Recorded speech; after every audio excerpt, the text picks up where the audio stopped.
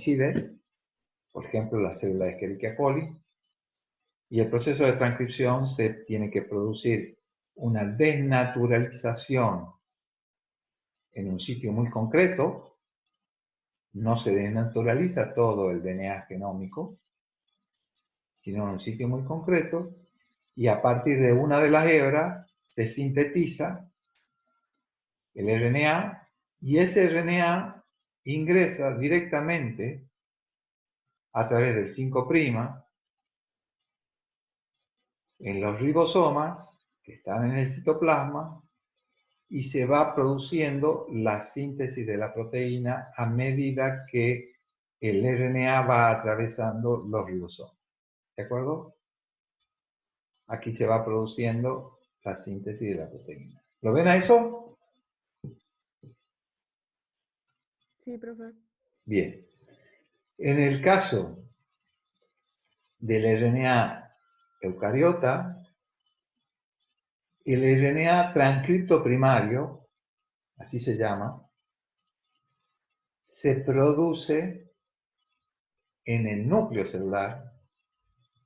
Luego hay una maduración de ese transcripto primario, y el transcripto primario, cuando sale, recién ingresa al retículo donde están los ribosomas, y se va produciendo la síntesis de la proteína a medida que ese RNA mensajero, ya mensajero, o mRNA, va ingresando en el complejo de síntesis.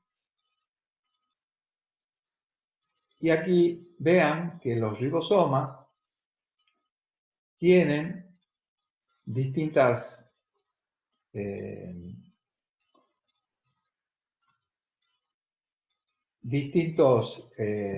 ¿cómo se dice? Componentes de RNA que tienen, o distintas moléculas de RNA que tienen distinto tamaño, y que esas se clasifican en función de su capacidad de sedimentación. Por lo menos hay 3 tamaños de rRNA, o sea, de RNA ribosómicos distintos, que tienen diferentes puntos de sedimentación entre los eucariotas entre los procariotas y los eucariotas. Pero bueno, que tienen distintos componentes de RNA, distintas moléculas de distintos tamaños de RNA ribosómico. Eso creo que no lo he dicho cuando he hablado de los tipos de RNA que había. Entonces he hablado de que había RNA ribosómico. A su vez, el RNA ribosómico tiene por lo menos 3 tipos distintos. RNA tRNA, o sea, el RNA de transporte, y hemos hablado de los mensajeros. También hay otras moléculas que se llaman RNA pequeños nucleares, que están fundamentalmente, si son nucleares, están en los eucariotas, y eso ayudan mucho o participan mucho de la regulación de la expresión génica, o sea, de la síntesis de proteínas, pero no forman parte del ribosoma como los rRNA o RNA ribosómicos. ¿De acuerdo? Bueno, y aquí tienen una molécula ya madura. Esperen un poquitito, ¿no? Estoy en clase, ¿eh? Estoy en clase, hablo después.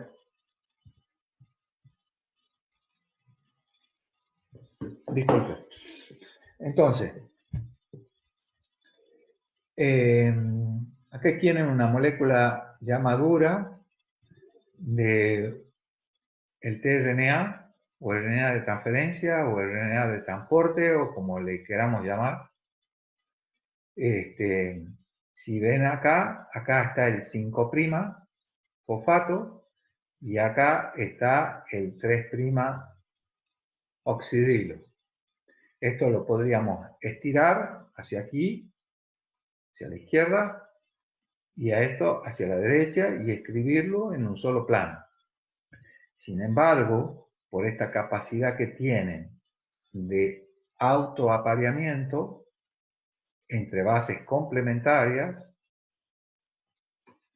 se forma en esta molécula, después de su procesamiento, después de su maduración, ya vamos a hablar de eso,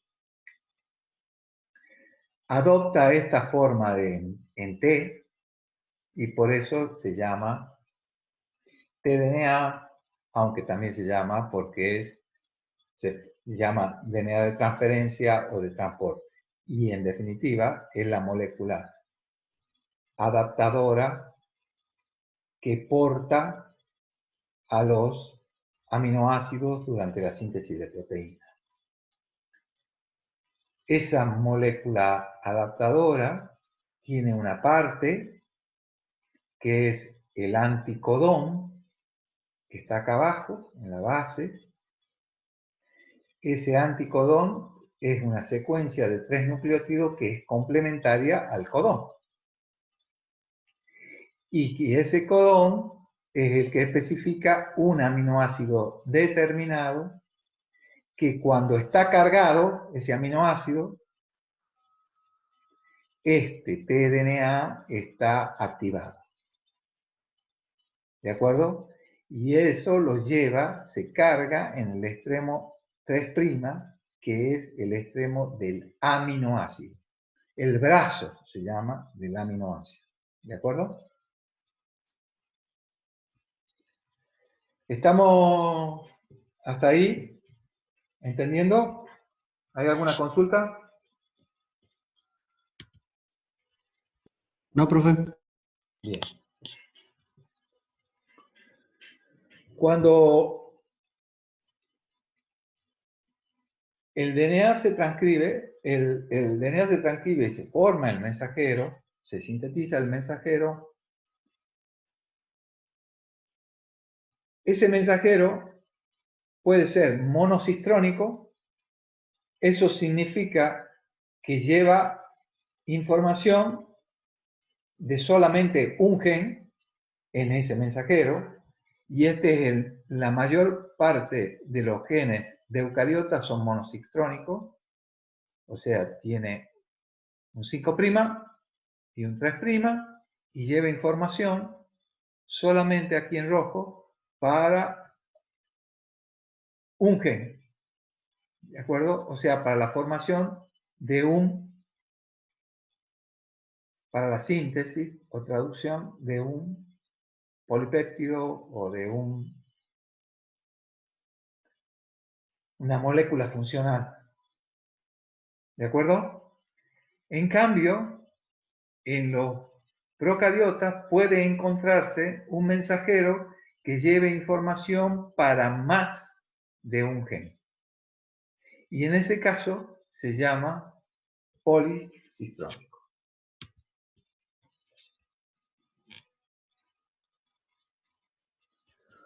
Una vez que el RNA se ha formado, aquí tienen una microfotografía y aquí tienen una interpretación de esa microfotografía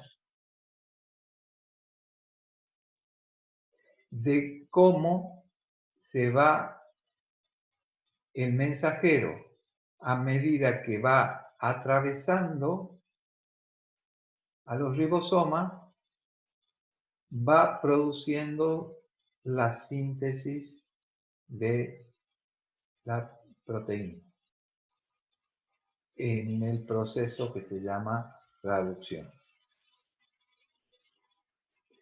Lo que siempre hay que tener claro es que el 5' del mensajero sintetiza el amino terminal de la proteína, ¿de acuerdo? Y el 3' del mensajero sintetiza el carboxi terminal de la proteína. ¿Cómo se lleva a cabo ese proceso? Y aquí le voy a contestar a la compañera que me preguntó ayer o antes de ayer, ya no me acuerdo, sobre si se forman o no moléculas híbridas. O sea, si hay un apareamiento entre RNA y DNA en algún momento y sobre todo en el momento de la transcripción. Aquí vemos a la RNA polimerasa de Escherichia coli. Quiero decirles que Escherichia coli tiene una RNA polimerasa que está constituida por distintas subunidades y que constituyen el holoenzima de la RNA polimerasa. Ya vamos a ver luego eso en una diapositiva concreta, y que lleva a cabo la síntesis, y como ya lo dijimos ayer, a diferencia de las DNA polimerasas, bueno, Escherichia coli tiene una sola. En el caso de los eucariotas hay más de una, hay 3 por lo menos RNA polimerasa, y cada una de esas RNA polimerasas tiene una especificidad. Sintetiza un tipo de genes concreto, en el caso de los eucariotas. En el caso de los procariotas hay una sola y van cambiando en algunos casos algunos de los factores, algunos de los componentes del holoenzima que hace que se especialice en la síntesis de determinados genes. Fundamentalmente el factor que cambia es el factor sigma. Eso ya también lo vamos a ver cuando veamos el esquema. Pero ahora simplemente quiero mostrarles cómo a medida que avanza la burbuja de transcripción hay una desnaturalización o una rotura de los puentes hidrógenos en la hebra de DNA, y solo una de las hebras de DNA sirve de molde para que se lleve a cabo la síntesis que va de 5' a 3'. En el mensajero que se va formando, o en el transcripto primario que se va formando, por lo tanto, la hebra molde tiene que ir de 3' a 5'.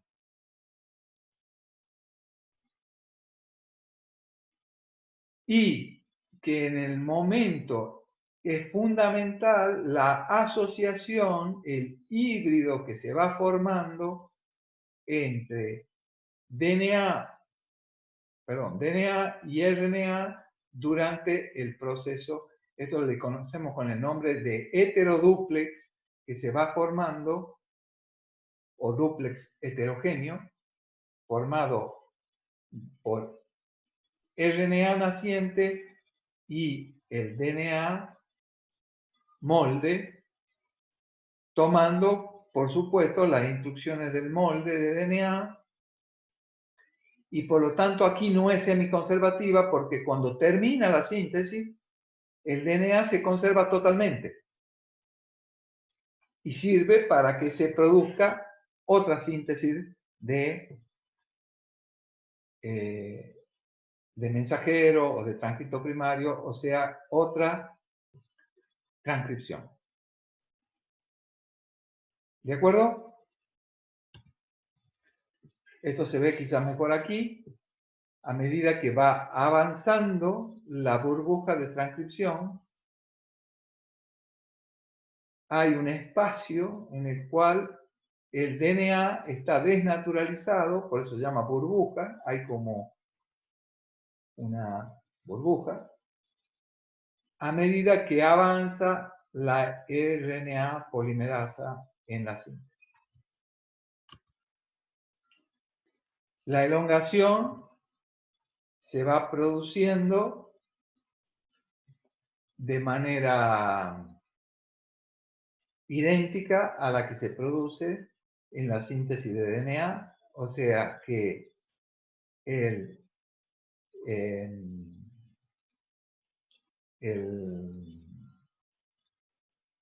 nucleótido, el ribonucleótido entrante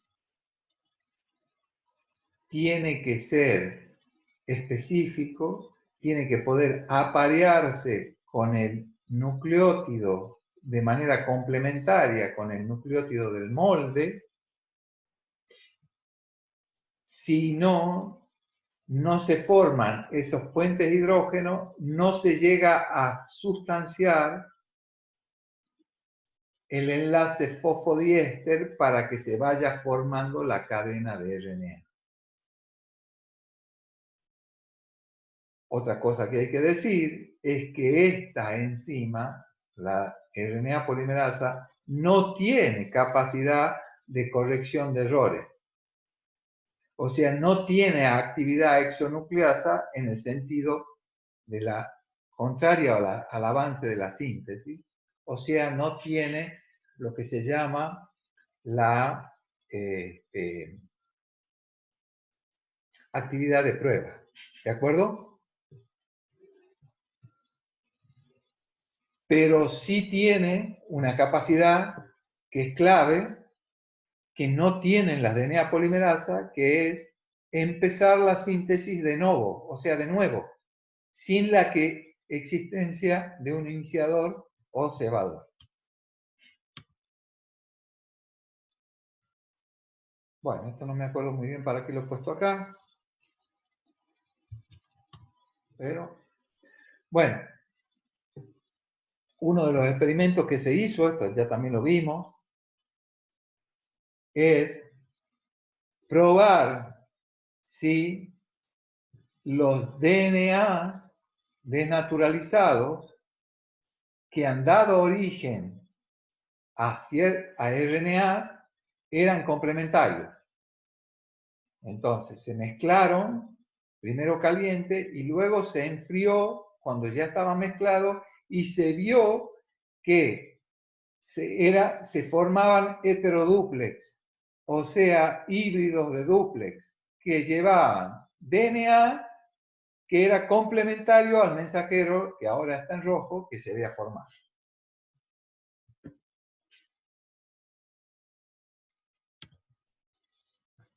¿Se ha entendido hasta ahí? Sí, profe. Sí, profe. Perfecto. Entonces, Sí, profe. ahora vamos a ver por qué decimos que se conserva totalmente. Y decimos que se conserva totalmente el DNA porque si tenemos aquí la molécula de DNA con sus 5' y 3', escrita como tiene que ser, de izquierda a derecha, y su complementaria de 3' a 5', la hebra que sirve de molde es la que va de 3' a 5'. Y el RNA naciente, transcripto, tiene la misma secuencia que tiene la hebra codificante, llamada codificante, que no es la hebra molde, donde las T están cambiadas por U. ¿De acuerdo? Porque si nosotros rompemos los puentes hidrógenos aquí y vamos sintetizando, tomando esta como molde, se va formando aquí una C, aquí una G, aquí una C, aquí una U, aquí una A, etcétera, etcétera. ¿Lo ven a eso? Entonces, este transcripto tiene la misma secuencia que el gen escrito bien, donde las T han sido reemplazadas por U. ¿Se ve eso claramente? Sí, profe. Bien.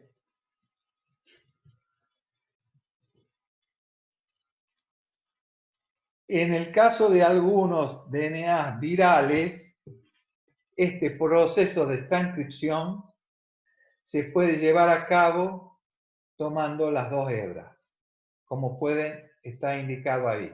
Es como que se aprovecha al máximo, si quieren, la secuencia del DNA viral. ¿Entendido esto? Eso significa que yo puedo tomar como hebra, o que mejor dicho, que en el caso de algunos virus sintetizan RNA tomando como hebra esta de abajo, y entonces se producen todos estos transcriptos que están acá, o tomando la de arriba, pero al revés, desde el 3' al 5', ¿de acuerdo? Y entonces se producen estos transcriptos que están acá. ¿Lo ven a eso?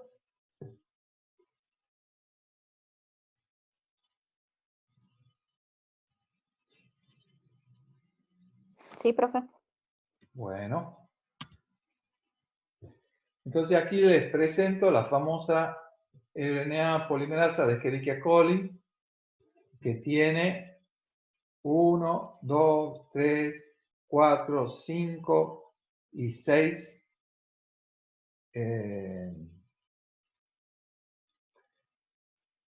componentes o subunidades, y esta que está aquí es la subunidad sigma, que es cambiante.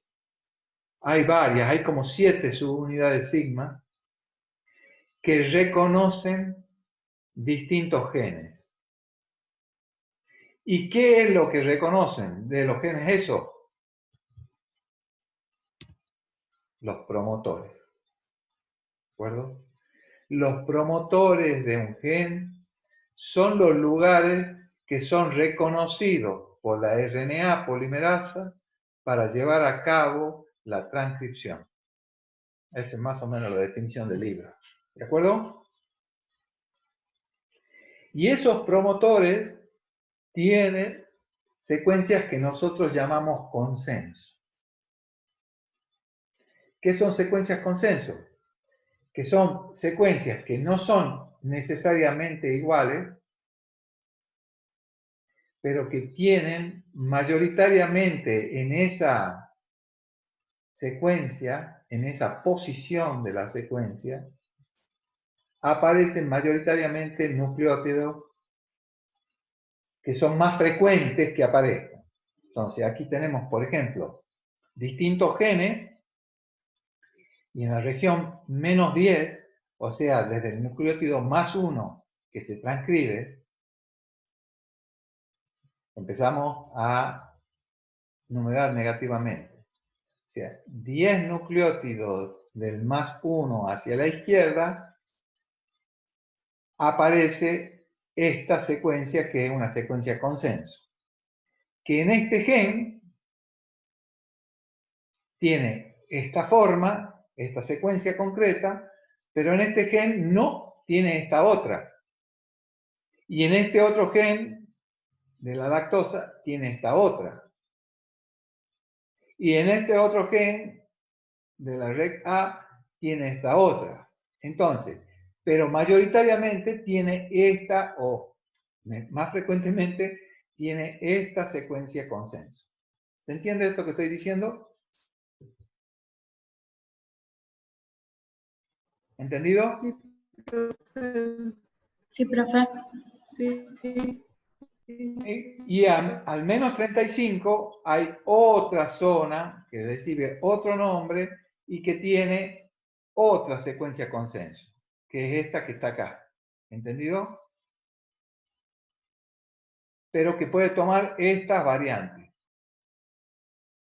Esas regiones son las regiones que se reconocen las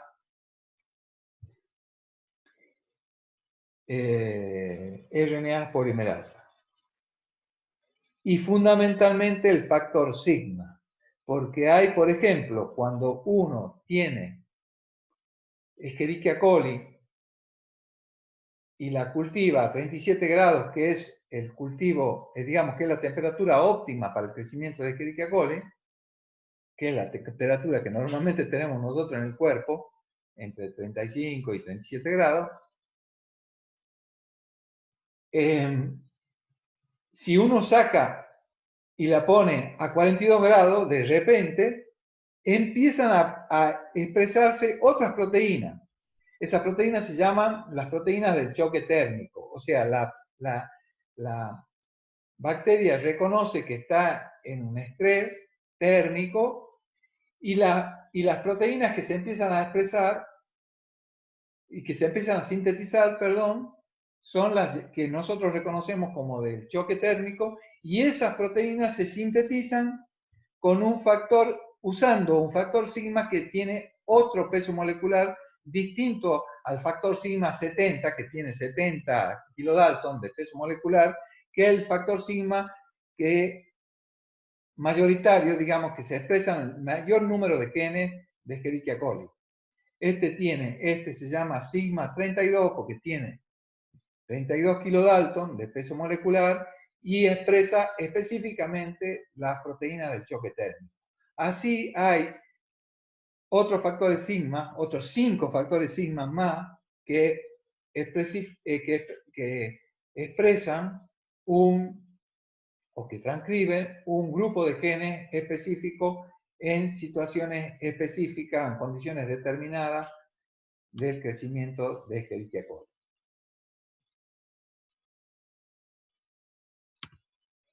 Bueno, yo me estoy quedando sin batería, pero sin batería propia, no sin batería del celular.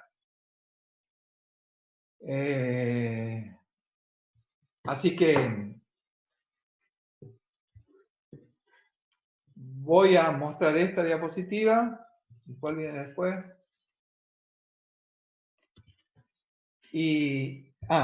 Perdón. Los factores UP son factores que en donde se posan normalmente los genes que tienen estos factores son reconocidos por proteínas que producen un aumento en la síntesis. Son genes que se transcriben más frecuentemente o que se transcriben, sí, más frecuentemente en los procariotas. ¿De acuerdo? Entonces, aquí tienen el ejemplo de cómo el factor sigma reconoce a los promotores, la enzima se posa, se forma la burbuja de transcripción, se empieza a sintetizar aquí el mensajero, y luego se escinde el factor sigma y sigue avanzando el holoenzima, pero ya sin el factor sigma, y se va formando ese heterodúplex a medida que se va formando el mensajero. ¿Cómo termina esto? Cuando a una secuencia rica en U, o sea, en As en el molde de DNA y en U en el mensajero, le sigue una secuencia autocomplementaria ricas en GC, de tal forma que el mensajero, cuando se va formando, forma un rulo, y ese rulo, cuando se forma el rulo, produce una tensión que hace que estos 3 puentes hidrógenos que se forman acá en el rulo autocomplementario del RNA descabalguen a los 2 puentes hidrógenos que se forman entre la U del mensajero o del transcripto y las A del DNA molde. ¿Se entiende eso? Sí, profe. Sí, Ese profe. es el final de la transcripción, que normalmente está indicado por eso, por una secuencia ricas en GC que es seguida por una secuencia rica en U. También puede darse ese final ser reconocido por una proteína que se llama Rho, que es una proteína helicasa, o sea, que rompe puentes hidrógeno de heteroduples RNA-DNA.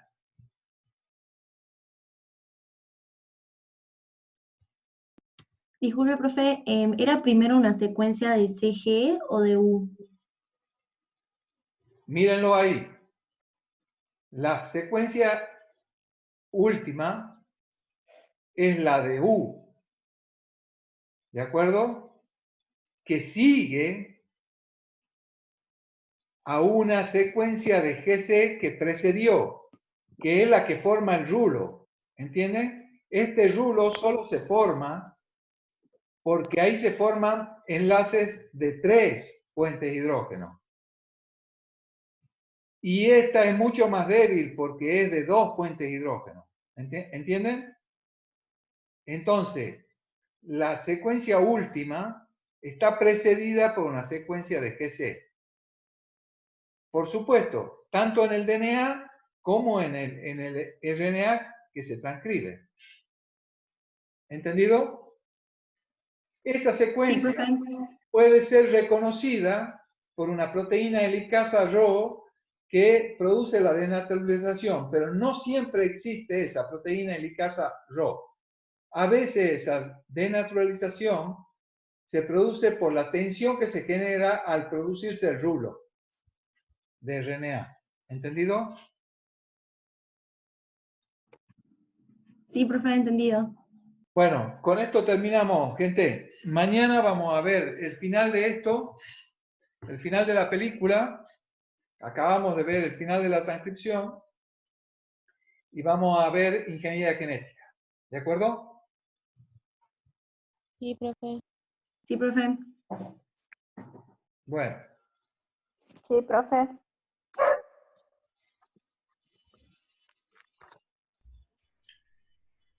hemos grabado, ¿no?